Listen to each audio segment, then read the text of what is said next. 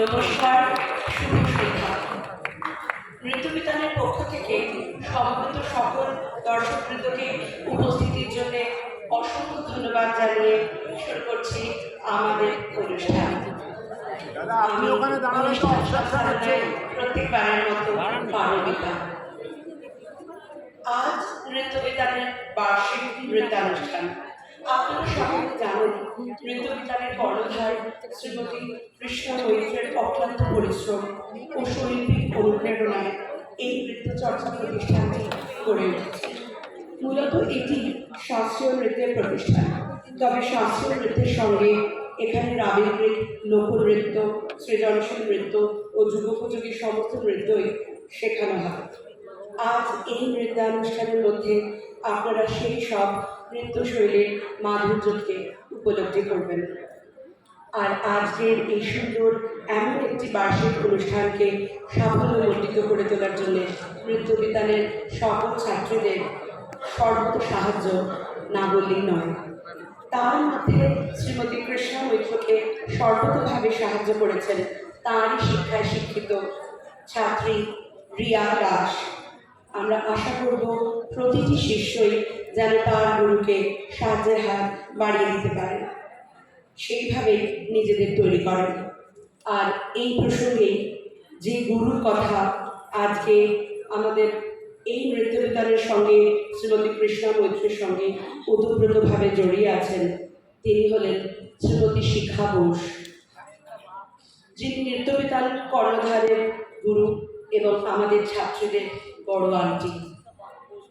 এই বছর 22শে মে তিনি 80 বছর বয়সে তাঁর নশ্বর দেহ ত্যাগ করে পরলোকে গমন করেন। এখানে মঞ্চে আপনারা তাঁর প্রতিকৃতি দেখছেন। আমরা আজকে তাঁকে প্রথমে একটু স্মরণ করে আজকের অনুষ্ঠান শুরু করব। প্রথমে আমি শিক্ষার্থী সুযোগ্যা শিষ্যা শ্রীমতী কৃষ্ণা মৈত্রকে মঞ্চে আহ্বান করছি ওনার প্রতিকৃতিতে মাল্যদান করে শ্রদ্ধা জ্ঞাপন করতে। ওনাকে সাহায্য করবে এই শিক্ষা প্রতিষ্ঠানের ছাত্রী রিয়া দাস। রিয়া, তুমি এগিয়ে এসো। রিয়া এবং শ্রীমতী কৃষ্ণা মৈত্র দুজনেই বড় আন্টির প্রতি শ্রদ্ধা জ্ঞাপন করবেন।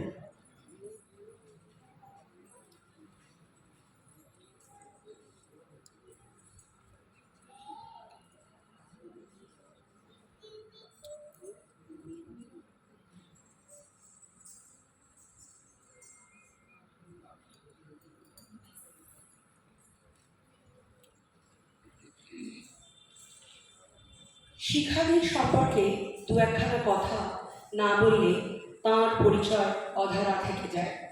প্রথিত যশা শিখাদি অসামান্য প্রতিভার অধিকারী ছিলেন। শিল্প জগতে প্রায় সব ক্ষেত্রেই তাঁর ছিল অবাধ বিচরণ। আজ যে নৃত্যবিতান প্রতিষ্ঠিত হয়েছে তাতে তাঁর অবদান বলাই বাহুল্য।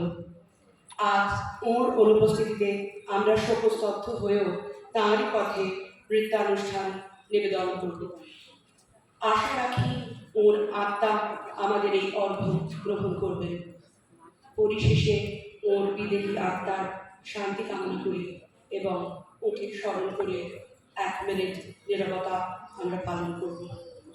সকল দর্শক মণ্ডলীকে অনুরোধ করব এতে যোগদান করে ওনার প্রতি শ্রদ্ধা জ্ঞাপন করুন।